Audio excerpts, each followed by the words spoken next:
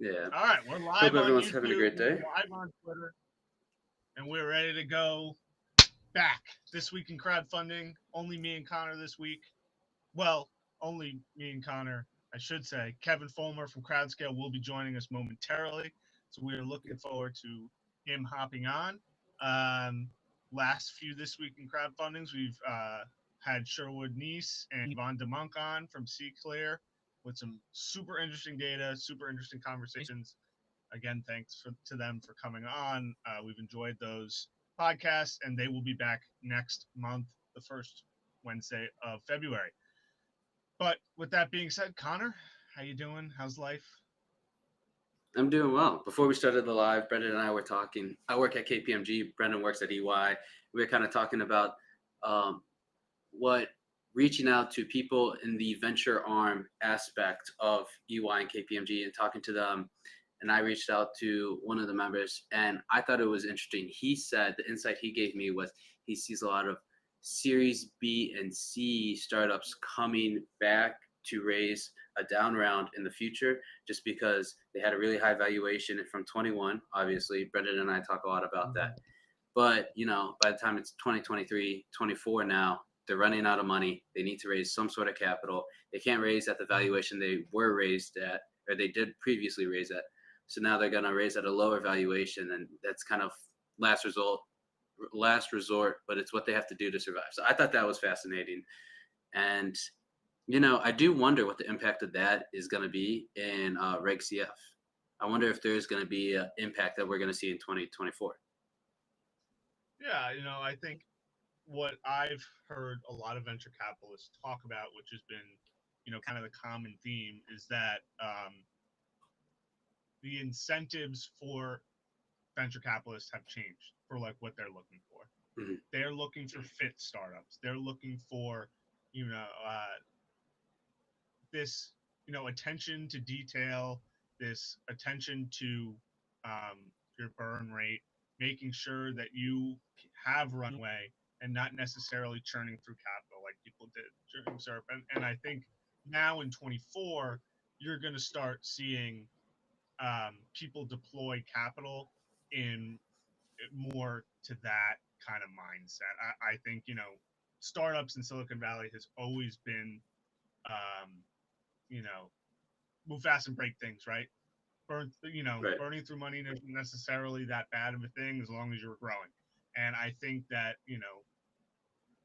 venture capitalists have kind of taken their foot off the gas pedal a little bit and said, slow down, build the company the right way, make sure you have the right safeguards in place, and whether that's growing a little bit slower, they're okay with that as long as these companies can stay active. So I think Yep. as a general oversight of 2024 in venture and startups, I think that's what you're going to start to see.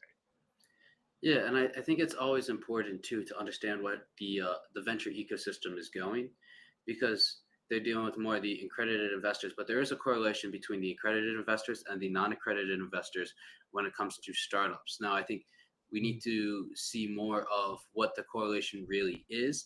I like to think there's slightly more of an inverse correlation where the less accredited investors want to invest, the more opportunities for non-accredited investors to invest, because the supply of startups then shift towards the non-accredited investors aspect, like a Reg CF route, right? So I think Yeah. following the venture capital ecosystem is going to be very interesting. And you know, we do have to understand the dynamics of how VCs get paid has changed a little bit with interest rates. So with interest rates being as high as they were, that implies a much bigger discount rate than they were previously, which means the rate of return from an investment is going to be significantly lower since the interest rate is higher for a longer period of time. So that does play into effect, and I think we're going to see more of that playing out in the future. And then also, too, there's a lot of new VCs that entered the market in 21, 20, because there's a lot of free capital, and it was easy. Now it's getting really tough, as they discussed in the On podcast. So, just seeing how that plays out and seeing the impact it's going to have on the crowdfunding industry is going to be fascinating. Yeah, I have a blog post that's coming out, not plugging my own content. Well, it is a next big thing HQ blog post, but talking about company building in 2024 and um, I echo a lot of what you're saying.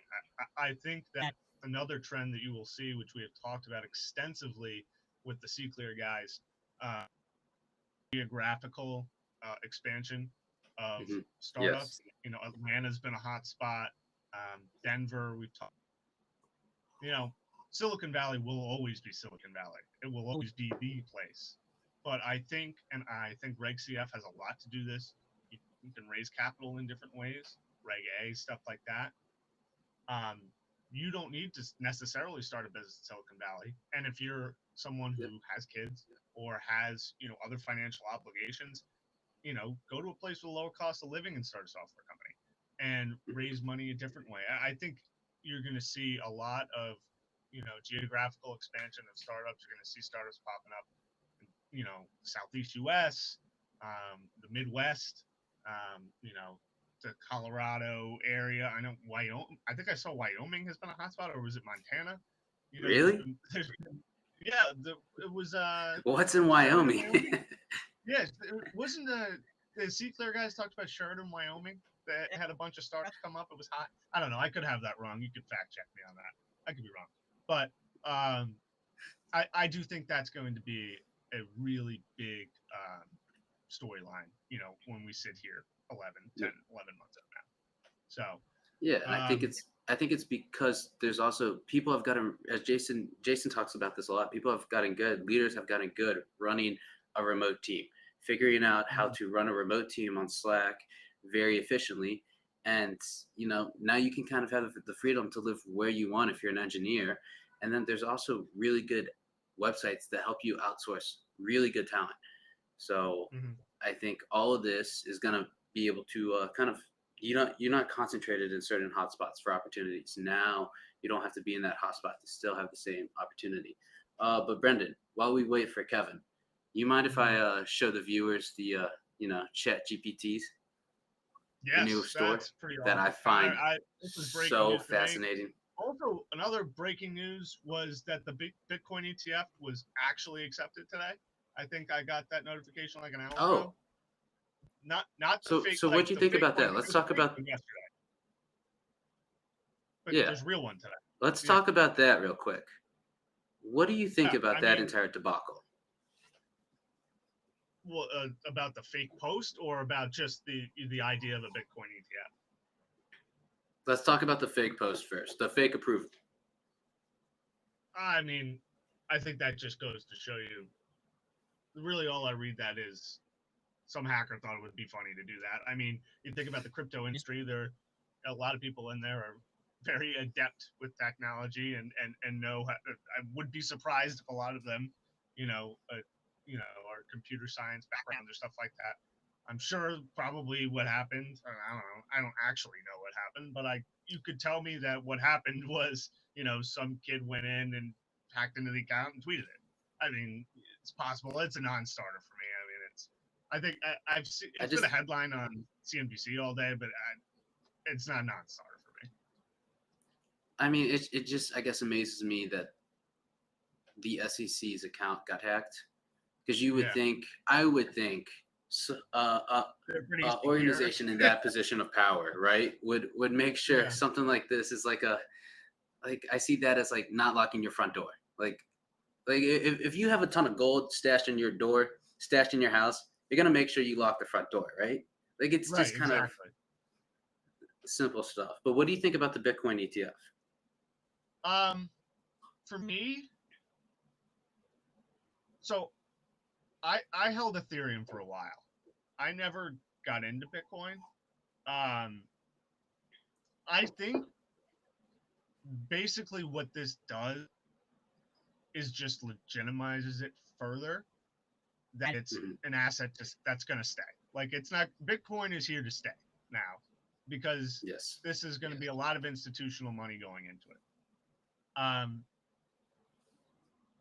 Said and my steadfast opinion on Bitcoin from the beginning has been it is an awesome diversification tool because it is seemingly not correlated to any other asset that you can find. I actually learned that when we were at Clemson. Uh, One of my favorite classes I took Go Tigers, there. baby. Yeah, man. Yeah. Um, But yeah, that's the way I look at Bitcoin. Is there a future where Bitcoin is like a very widely used form of payment? I mean, I'm not going to say no, but I think this is a big step in legitimizing just the crypto industry. I think Bitcoin in specific, because I don't think that you're going to see a world where 1,000 coins at ATM and cash register. But I Yeah. do think it's a really good sign that Bitcoin's here to stay. So I think the future you're talking about, there's a lot of things that have to happen for that future to be the outcome. But I Right. do want to say, I was talking to this guy at New York Tech Week, and man, Mhm. he was an advisor for the Maltese government. He's a big Web3 crypto guy, and he was looking at me. We were talking about startups, this, that, like his experiences. Then we ended up starting talking about crypto, and he told me this was back in October. I remember Bitcoin was trading at 24,000. He said, "Look at me. I'm going to tell you something." He's like, "BlackRock's going to release this Bitcoin ETF, and I'm telling you, in 6 months from now, it's gonna be 100K, but I think it's gonna be 150K." I'm like, "Why?" Because obviously, it's you want to know the understanding, the logic behind that, of just how Right. it ends up moving the market. And he said, which this made so much sense to me. But he said, all right, with BlackRock creating that ETF, it now opens the door for institutional capital to come into the Bitcoin market. Before that, Yeah. endowments and pension funds, they couldn't diversify in Bitcoin. So you're talking about billions and billions of dollars that's locked up in the public market because they can't invest in Bitcoin. So now with that BlackRock ETF, it becomes a vehicle for them to give it to BlackRock, and then BlackRock can then invest it into the crypto, into the Bitcoin. And so it's basically just the swelling of the market, right? Like the Yeah. water's I think gonna it's a good rise, thing. or what's the saying? All ships rise, all Cream ships. rises to the top. Yeah, and all ships Isn't rise with the rising tide, something like that. Yeah. Oh yeah, yeah, okay. No, I mean, I think it's a good thing. I mean, it's big win for the crypto guys. I mean, it's like people have been talking about this for years, years. I mean, Yeah. what Bitcoin's 15 years old, so I mean, hats off to these guys. I just saw, I think it's at 46 now, so I guess we can follow it over the next couple of weeks to see if it goes to 146 or 100, whatever. And I Um, just I just want to say, the guy told me to buy it when it was at 24,000, and what did I do? Definitely did not buy it at all. yeah, definitely didn't buy I it at waited. 24,000. That'd be Yeah, I super. waited until after I realized the ETF came out. And then I was like, oh, now I'm gonna buy some at its all-time high. And I was like, ah. Well, that's the thing. But Sometimes you get like stock tips from people, and you're just like, dude, I didn't ask for that. Not saying that's what that guy did. I'm sure he was immensely more qualified than most people that give stock tips on the street or when you're talking to someone or when you first meet them. But like, yeah, you feel like 1 in 5 probably won, and but yeah, yeah, good for and that it's guy. it's like it's like that's a great idea. I'm gonna go tell someone else and see if they're gonna do it, and if they're gonna do it, then I'll do it. Right? It's like one of Yeah, those where it's like, there's and psychology. you think back, like, Psychology damn, 101 right there. Yeah. yeah. So But we do you we want to? should probably talk about crowdfunding a little bit, right? Yeah, let's get into the predictions. Let me check. All right. Maybe we start Oh with. wait, Kevin's in the. Wait, is this a new link? I invited Kevin. I didn't invite Kevin. This is the should be the studio. Have we been having him Did you wait this send? whole time? Yeah, he just sent me. Did you send him the link? Uh, yeah. Hold on. Can you pop his Kevin, email? we're really sorry if you're listening. Yeah, wait, I'll send it real fast.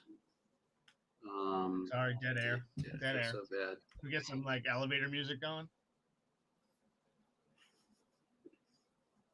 We get some like elevator music.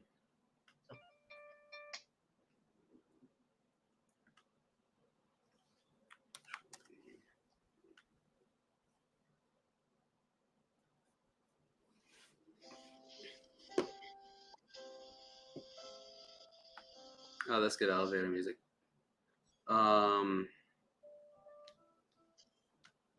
Okay. Well. Okay, sent Kevin the link. Yeah. Dude, that's a weird thing. Every time I schedule one of these recordings, you schedule it ahead of time. Oh, there's Kevin. There's Kevin. Hey, Kevin, dude, what's I'm up, so guys? sorry. I'm so sorry. Dude, Did I the link? was the link you sent me was maybe to like where this episode will live once it's recorded, but Oh, I couldn't get into the thing, and then I was like I texted you, I emailed, and I wasn't getting a response, and I was like, wait, let me just join the live stream, and I'm like commenting in the live stream. I'm like, guys, let me in. Let me. You guys didn't see it, I guess. It was Well, fine. Kevin, dude, I just want to say I'm sorry, and sorry for making you wait. All good. But well, you look we can good. I finally like the get to vest. it. I like the sweater, the collar shirt. Thank you. I'm dressed up a little bit. Normally, for work, I wear more casual stuff. So people in the office were commenting. They're like, "Dude, why are you so dressed up?" It's like it's going on this week in crowdfunding tonight. I'm going live tonight. Every Wednesday at 7 p.m. Eastern. So Well, thanks for coming. yeah, Kevin, do you want me to share my screen? I have the predictions up here. Yeah, You want me sure. to Go for it. share the screen? Yeah. So Kevin put out a newsletter with his 2024 predictions. We're gonna go through them, talk about them, and yeah, I can see the screen. Heck yeah. If, So you guys can. yeah, I can see it. So I made 5 predictions, and I put them in my newsletter. And at the end of each prediction, I actually let my newsletter subscribers vote whether they agreed it would happen or not. So I can also share some insight into what the readers thought and if they agree. Okay, that'd be great. Yeah. So let's start with prediction number 1. Yeah, Public. I wasn't trying to make enemies with these predictions, but I came out strong out the gate, and I said Republic might do a layoff if they haven't done one already. And this one, I honestly spent the most time on this one going back and forth because there's 2 ways to look at Republic's future for 2024. The optimistic way to look at it is you could say, look, they devoted a lot of time and resource into getting the Republic Note live, and they got distracted from their core offering by putting together this community. And now that it's launched and it's live, they can refocus that energy and that time and that money into their core startup funding offering.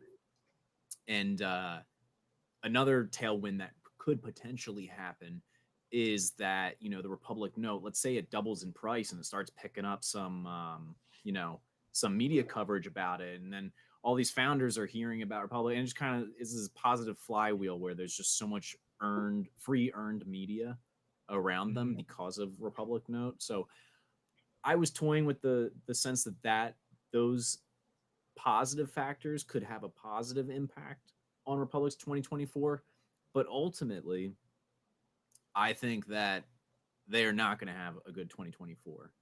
And the reason being is they have been experiencing a steady decline in the rankings of crowdfunding platforms as to how much money is raised on their platform. If you go on their platform, when I wrote this article like a week ago, I went on their platform and they had, I don't know what the exact amount is, maybe like 23 live deals. Yep. 23 live deals, which isn't that many, but what was even more concerning was just how little money, how little the dollar amount was invested into each deal. There was only one deal on their entire platform that was over $1 million. You go to Start Engine, you go to WeFunder, there's like at least like 5 that are over $1 million. Yep. And they have a much greater number of live deals. So they have been ceding market share. In the last 6 months, they've only raised $7 million. They're at most collecting like a 5 to 7, I don't know the exact percent fee that they take as their cut, but it's, if you scroll down, I actually think I might have calculated it. Yeah, that's minute. Yeah, $148,000 in fees. So they have, it's hard to calculate how many employees they have because a lot of people on LinkedIn will list themselves as like an investor at Republic, but they're not an employee. But on Yeah. LinkedIn, it's like hard to distinguish that.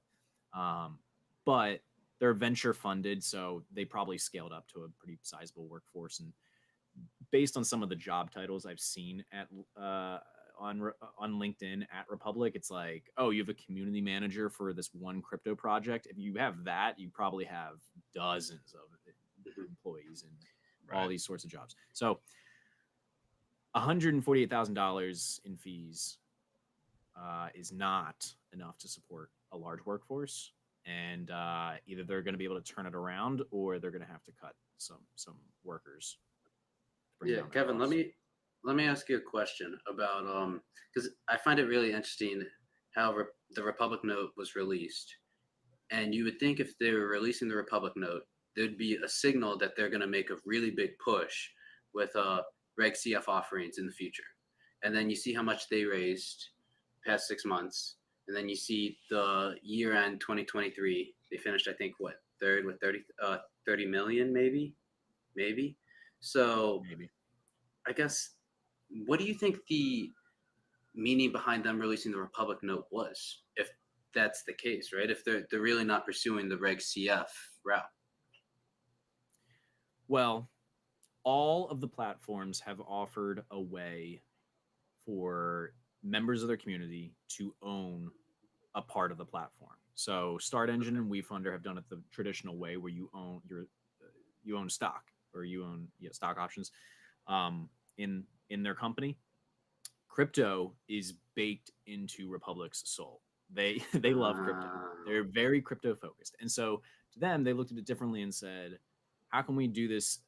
We're breaking financial models with letting everyday people invest. How can we break financial models to let them invest in us and take that a step further?" And so they rolled out, the Republic Note, which is a crypto coin that shares revenues from their portfolio companies. The other reason I think that Republic is going to struggle is they do these one-off sales of Republic Note. And the idea behind that is, let's say they sell 1 million Republic Note and they get $500,000 of cash and infusion into the company. They invest that into the platform and can attract higher quality startups and all this, and it should be a positive flywheel. The problem is they are allowing a portion of their revenues to go to Republic Note because if they sell off the note to someone else, that's all. It's a revenue sharing token, and so they're not getting that revenue, and so they're cutting. I almost see it as like a short-sighted play, because they are sacrificing their future revenues for a lump sum payment up front. And I think that's going to handicap them in the future, because Start Engine and WeFunder won't have that problem. It kind of limits their upside, essentially. Exactly. They're not giving all of it away. Like, Republic owns a portion of Republic Note, a pretty sizable portion at that. But the more they give away, the less revenue they get to keep for themselves. So what were the responses from the first prediction? Yeah. So this is actually the most favorable one that I had. There was 68% of the voters believed that this was correct, that Republic would have a down year and might have to do layoffs. So almost 70%. Yeah, well, it's going to be exciting. We'll see what happens 24. All right, then here's the follow-up question. If Republic falls out of third, who do you see taking over third place? It's already out of third, to be honest. It's third place within like the traditional sense equity crowdfunding platform, where there's you can see them all on the page. But like, I would say Dealmaker is probably already doing more volume than they are. They're just not a platform. They're they provide the pipes to do equity crowdfunding, but they don't host it on their own site. So like, they're ahead of them. I assume Issuance is. I don't think they're ahead of them yet, but Issuance is picking up steam. So I would say those two are probably going to pick up a good chunk of the slack. That's going to be exciting to see. 2024. It's going to be a very dynamic year. Now, prediction number 2. The next Yeah, let's get evolution to of it. Shark Tank. This one's my lamest one because like I already know this is happening. I like Like this one. I like this one. it's a good it's exciting, but it's not a prediction because I know it's gonna happen. Yeah. So it's lame. But basically, Darren Marble, who is the founder of Issuance, they're one of the equity crowdfunding portals.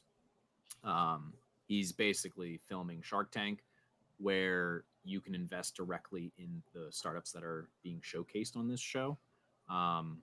And so it's a really cool opportunity. And I aside from this happening, like it could be huge. Like if we see the model work, more money is going to get poured into it. Higher quality startups are going to be featured on it. I think this could be really, really exciting. I was listening to a podcast with Kevin O'Leary on it, and he was talking about how kids will randomly walk up to him and just try and pitch him their idea. He's like, dude, just wait till you get on Shark Tank, because you pitching your idea to me on Shark Tank means that there's going to be 1 million views on your product for you just pitching that idea, which ultimately just helps grow your brand significantly. So by the time I invest in you, you already have a bigger brand.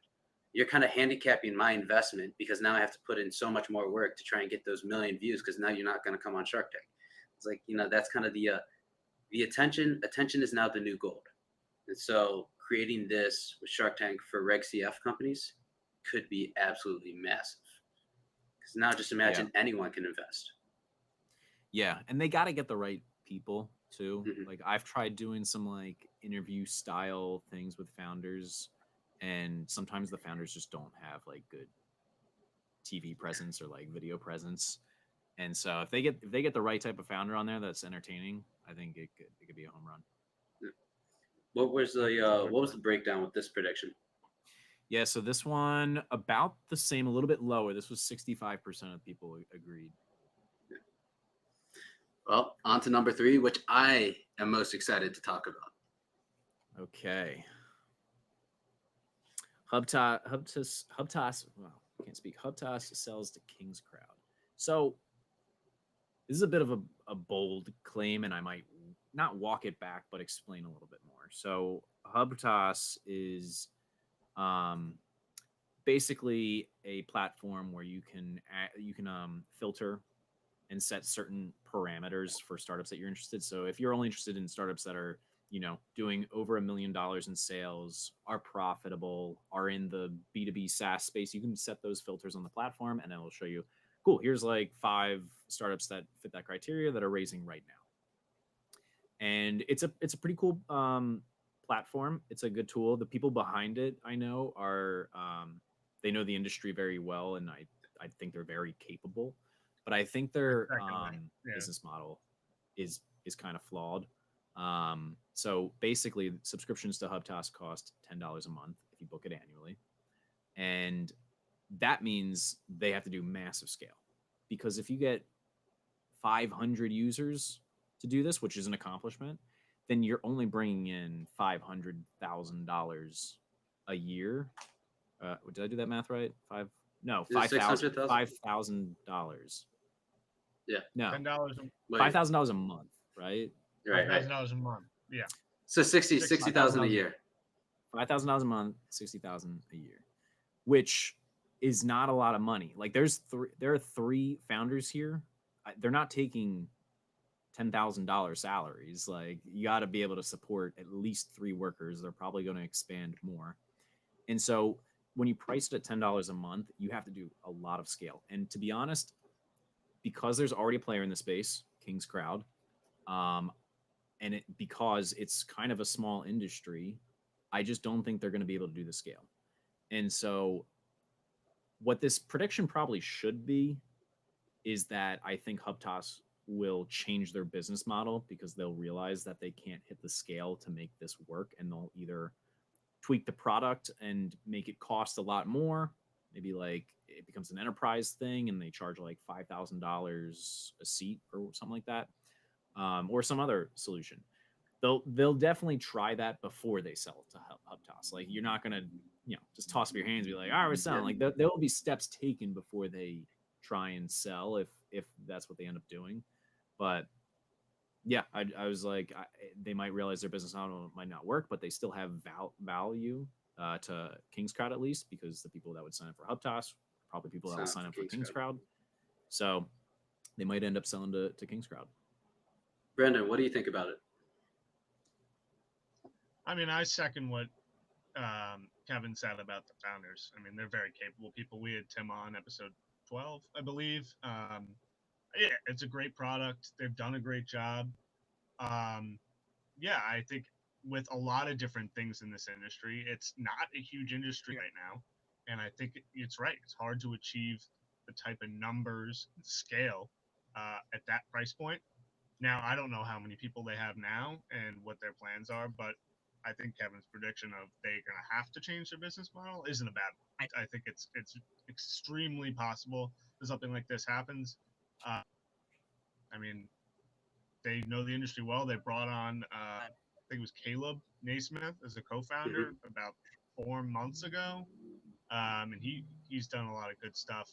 Puts out some good content. So, I mean, I actually think this is a pretty good prediction. Yeah, and look, they're very new. So I'm not putting like, I wouldn't go like and put the death cross on them. They're Right. when you start a startup, you don't have all the answers right away. You have to test and learn. So Right.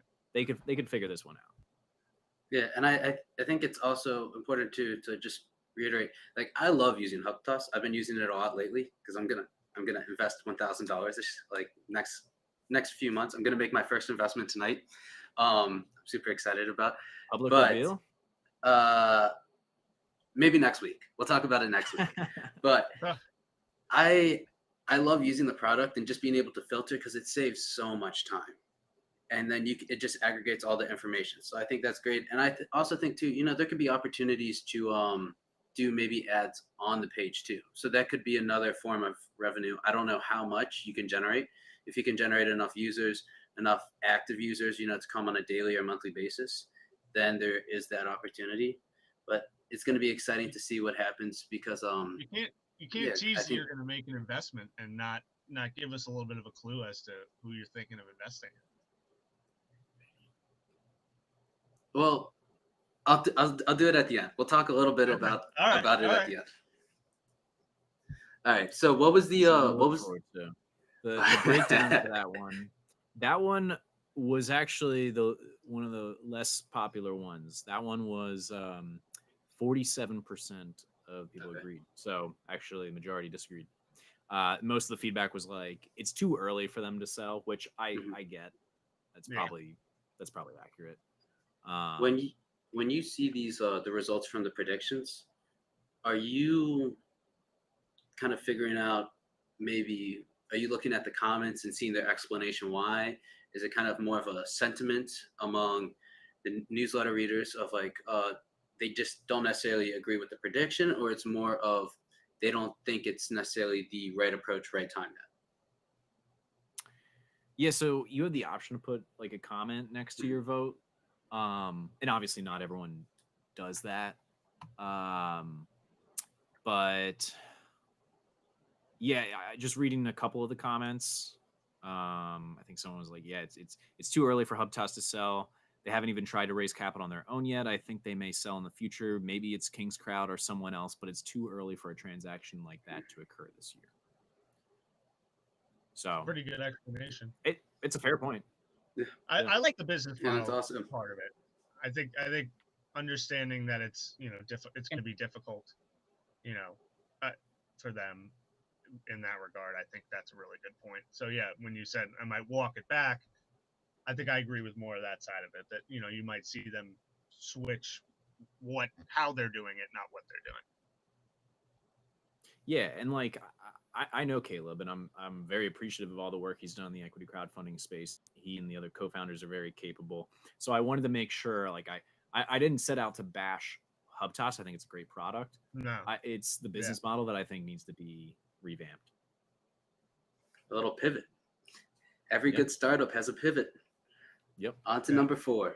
WeFunder overhauls their app.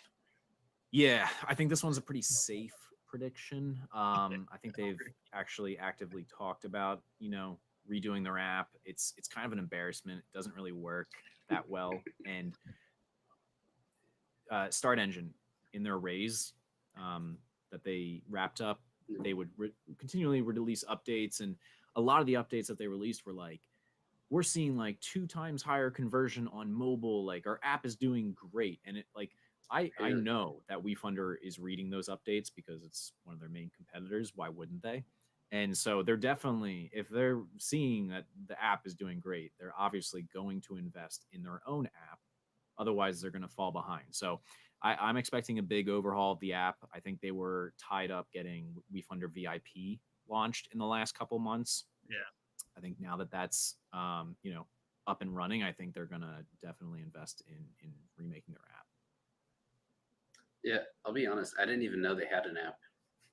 Yeah, and I don't know. They don't focus on it at all. That's probably a bad thing. That is for them. Well, it is interesting hearing your point about Start Engine and how much traffic they've seen from their mobile app. So, I guess, Kevin, do you use Start Engine's app, or do you think you'd be more inclined to spend time on these crowdfunding platforms, on the apps with crowdfunding platforms, instead of maybe using that time on Twitter or some other social media? Okay, so here's what I use the app for, and I don't use it a lot. All the apps like Republic, Start Engine, WeFunder.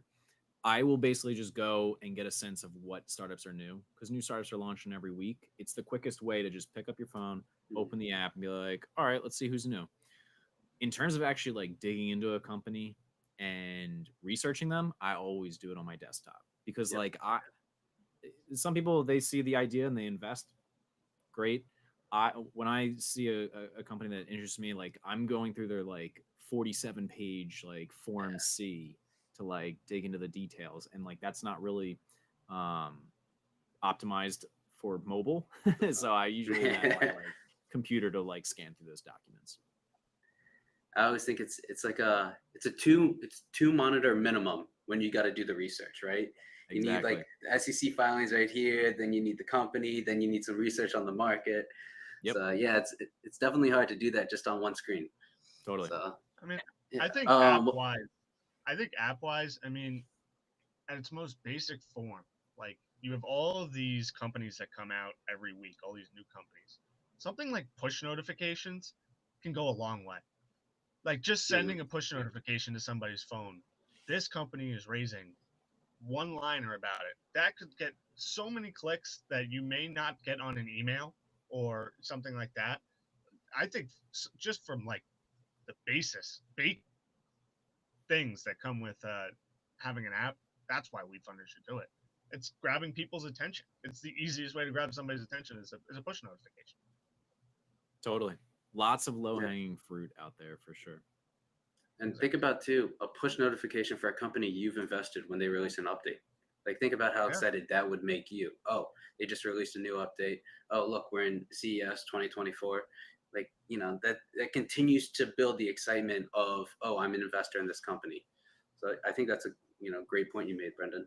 What was the breakdown for this prediction? Safe predictions come with juicy approval ratings. This one came in at 73. Nice. 70%. And then prediction number 5.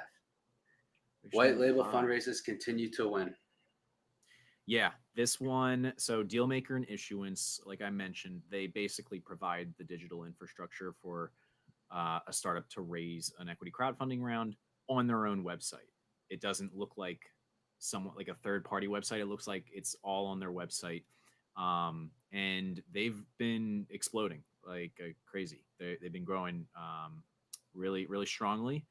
And a couple of reasons for that. One, I think it's like slightly cheaper because the pitch of the established equity crowdfunding platforms like Start Engine, WeFunder, Republic is that they actually bring the audience to you.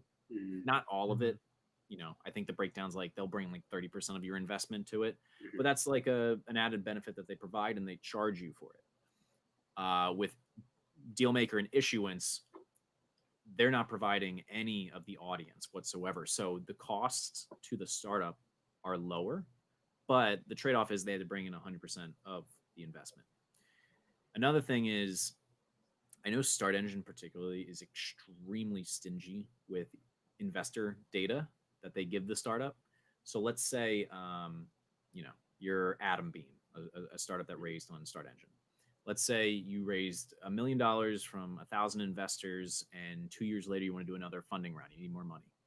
I don't think Start Engine does not give you the email addresses of the 1,000 investors that invested in you previously Really? to invest again. Like you can't invest, you can't email blast them, which would make a ton of sense. But Start Engine clings onto that data because if you had that information, you'd go straight to Dealmaker and be like, I already got my crew, Yeah. let's do it on your cheaper service. So I think a lot of founders are see that it's a cheaper option, and then they see that they get complete control because it's all hosted on their website. They have all the investor user data. So that's why they've been able to grow pretty quickly in the past year or two. And I really don't see anything getting in the way of their growth. So I think they're going to continue to win. That's the prediction is I think they're going to continue to win. Do you think this is like, not only are they gonna, do you think they're gonna, one, close the gap between WeFunder and Start Engine, and two, if they are gonna close the gap, how much are you kind of predicting that white labeling raises are gonna close the gap? Is it gonna be maybe like 40-50%? You think within a couple of years they're gonna be right head in head with WeFunder and Start Engine? Yeah, I go back and forth on this because like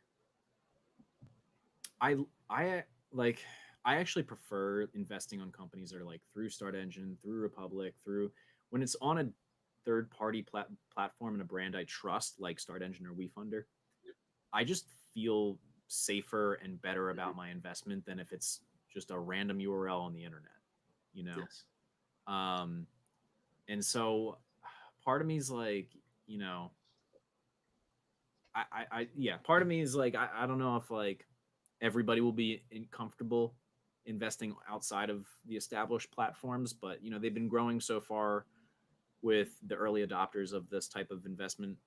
And so I think it'll continue. I don't have an exact number as to like what the split will be. I also know WeFunder, they've been really quiet about it. I haven't really done much with it, but they created like a Twitter account called Capitalize, and it was kind of like their attempt at remaking Issuance or Dealmaker. It was basically a copycat version that WeFunder made, but I haven't seen them like use it that much. I don't know if they've had any clients or if it's just been so small that I haven't noticed it. So if this space gets much bigger, I could see some of the established players releasing their own version of it. I guess Kevin, it makes sense if you already have a big audience. Kevin, just because I'm interested, do you know the level of due diligence that a deal maker would have to do versus the level of Start Engine, which I know has to do some due diligence for the startups that they put? Do you think there's like a difference there? Does Dealmaker have to do less due diligence to for the startups that apply to use their service?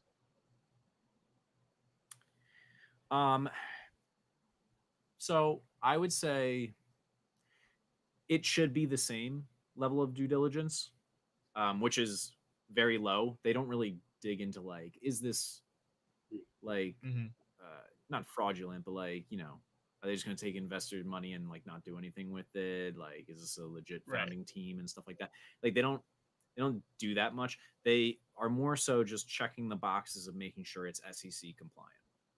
That's really all they care about. Yeah. Now, there is a consideration that because Start Engine is a brand, WeFunder is a brand, if they are hosting companies that are just straight up frauds and screw investors over, investors are much less likely to return to Start Engine, return to WeFunder. And so they have a little bit more chip on their shoulder to make sure that the startups they are accepting are higher quality. Whereas, let's say, Dealmaker provides the digital infrastructure for a startup to raise money, and that startup is a complete fraud. It's the Dealmaker branding isn't there. It's all the startup that takes the blame that was public facing. So I think Dealmaker has innately less worries about accepting fraudulent startups or stuff like that. Um, yeah, What was the breakdown on this prediction? this one was pretty even. It was 52%. Yeah. Are they able to I guess so you've invested in what, 45 startups? It's close to like 35, I think. Okay. So out of those, how many of those have been from like a white label fundraise? Oh, that's a good question. I don't know if I have that breakdown off the top of my head. I think it's maybe only like 2 or 3. Okay. And Because then was that you can't. experience They different? have to find you. Like I can't go to dealmaker.com and see what startups are raising. Like there's That no makes sense. place to Yeah. find them. They have to find me. So I only come across them if they advertise to me. Was Unless I the go on like the SEC website and see who's like then submitted. find it? Yeah, but I'm not gonna do that. Was the I guess was the kind of like a investment process maybe a little bit different? Like, can you compare the two? I guess I'm kind of trying to get at is when you invest on like WeFunder and Start Engine, it's always nice seeing the discussion board, right? And you can see what they talk about. You can see the updates. Now with this white label fundraisers, I mean, do they create their own little community of investors, or is it more just you see it, you look at the terms, you think it's good, you make the investment, but you really aren't part of Yeah, the community? that's a good point. Because there's usually no discussion board. Um, you only see what the company's posting, and that's it. And then also, I don't think every company posts how much they've raised, which is Oh, extremely important. On Start Engine, WeFunder, it always show how much the company has raised. And the reason that's important is because let's say you're going to create an aircraft, like a state of the art aircraft. That's your startup. That costs millions of dollars. So I want to see how much has been invested in this company. They're not raising from, well, they might be also raising from VC, but a lot of times they're not raising from VC, where VCs can provide $1 million checks and you don't have to really worry that they'll have enough money to at least try. But when you're doing it through equity crowdfunding, I want to see if this company has raised $1 million or if they've raised $1,500, because it's a if big they're only difference. able to raise like $1,500 total and my $1,000 is part of that, I'm never seeing that $1,000 again. Yeah, that's a good point. I didn't realize that some of these deals they don't show how much they raise. I guess little side question, because you tweeted this I think earlier this week about the or maybe Caleb did, about the WeFunder, how it shows you how much you raise on WeFunder, but it's kind of like the aggregate total. Oh yeah. Mm-hmm.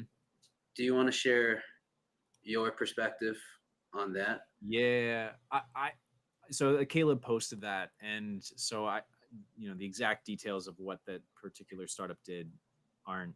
I might be getting some of the details wrong, but I think basically it shows how much you've raised in your current round, but you can also combine into that total how much you've raised outside of WeFunder Mm-hmm. at the same terms. Because the problem some startups have is like if it looks like they haven't raised any money, people don't want to put their money in it because they know that the startup won't be able to get off the ground. And so if they've raised, $1 million off the platform at the same deal terms, they can add that total and it can say, hey, this startup has raised $1.5 million in this round or something like that. I think it's a great feature to add, and I think it's clear to investors. I don't think it's misleading. I think it's smart on WeFunder's part to do that. But the problem that Caleb pointed out on this particular startup was that the money they raised outside the platform was in fact not done at the same terms. So it was very misleading. Okay. And I agree And with that. Like, yeah, yeah. I guess I find it misleading too. Also, when they say it was like a previous Reg CF, and I guess they didn't hit their goal, so they're kind of rolling forward that money. But I didn't think about that aspect of, well, if you're an investor, you are going to want to know how much they raised outside, so you can see the aggregate total. That way, you can make a decision, because that's the best way to make the most informed decision. So that's a good point. Yeah. Look, guys, I have to run, but before I leave, I want to hear this this startup that we're investing in. $1,000. So I think, well, not think, but I am, and I have to do it. I have to do it tonight because it closes tonight. So I'm gonna invest in bimodal. Bimodal. Mm-hmm. I think. And Give me the elevator pitch. What do they do? shared. Basically, they're gonna make motors for small EVs. Hmm. So I thought that was really interesting. I wanted to invest in a niche, and the team seems like they have a lot of experience. The team is made of uh, people who were technical lead at Tesla, Formula One, I think maybe like NASA, and I thought that was I like the idea, and I think there's a lot of opportunity to expand once they get a good product because they want to do B2C, but then so this is the B2C product, but then they're also thinking about going B2B, which I thought was really interesting. And a product that they were talking about is putting it on wheelchairs. I was thinking, I don't know if That's really the cool. wheelchair industry has had much innovation lately. And so seeing kind of an industry being able to be disrupted, I mean, the biggest question is, what's the business model really going to look like and how profitable is it really going to be? How are you going to convince these people to go bimodal and make enough money for profit? But I think there is a lot of upside. And I don't know, I don't think it's that competitive, knock on wood. But it doesn't seem like an extremely competitive industry like a typical AI startup, right? With So a ton of money in the space. it basically can turn any wheeled device into like an electric vehicle. Is that right? Yes, and they want to focus on basically creating small EVs. Their mission is our vision is to transform the health of humans and planets. We're achieving this by reducing the barriers for car-free mobility. So they're looking at bikes, right, to make it kind of electric, wheelchairs. And then I was also thinking too, well, they could probably expand to dirt bikes, right? There's a lot of market out for them to capture. Yes. Yeah. Have you heard All of? right. Well, All right, you gotta go. I gotta run, guys. But thanks for having me on. We'll have to do this again sometime. Kevin, we Yep. appreciate you. Thank you, Kevin. And congrats on your first investment once it's made. Yep. All right. Make it tonight, Bye, right guys. after this. Appreciate it. Y'all check out Kevin at Crowdscale on Twitter. Y'all check out his newsletter. His newsletter is awesome. Maybe next time we could talk about the secret friends and family hack that you discovered. So Yeah, certainly. next All time. right. Later, guys. See you, Kevin. Catch you later, Kevin. All right. Well, Yeah, I guess that does so- it for this week in crowdfunding. Does it? Do you got anything else, Connor? Yep. No. Any comments? Any questions from the crowd? From the Twitter sphere? James Harble came and he said, "Happy Bitcoin ETF Day." Talking about down rounds. Said our video quality wasn't great. Sorry, James. We're gonna work on that. And maybe they'll be bought out. Maybe that was in relation to Uptoss. I don't remember. But thank you, James, for commenting. I wish I saw your comments earlier. But yeah, no, I don't have any other parting thoughts. I liked Kevin's predictions. Yep. I mean, it's nice to have Kevin on. He's really like one of those guys that really just gets the industry. He gets it from top to bottom, understands all the players, has some really good insight. So I always enjoyed listening to him. Yeah. Experience, invested in a lot. So it's always great insight. Yeah. James, we appreciate you. To everyone else that listened, that watched, we appreciate y'all. Brennan and I, we're going to go eat our dinner now. So we'll see y'all next time. This week in crowdfunding. As always, thank y'all. And bye-bye. So long.